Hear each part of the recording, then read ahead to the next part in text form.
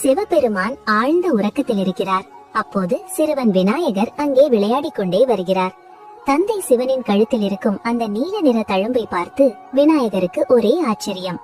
மெல்ல அந்த தழும்பை தொடுகிறார் விநாயகர்.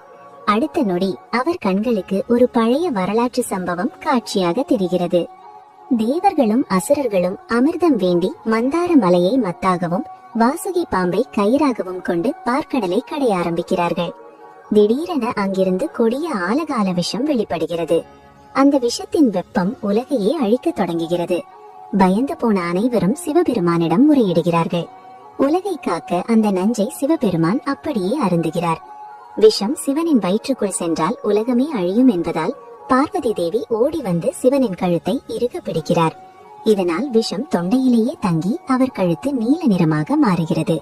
இந்த காட்சியை கண்டு விநாயகர் கண் கலங்குகிறார். தன் தந்தை உலகை காக்க எவ்வளவு பெரிய வலியையும் தியாகத்தையும் செய்திருக்கிறார் என்பதை உணர்ந்து அவரை கட்டிப்பிடி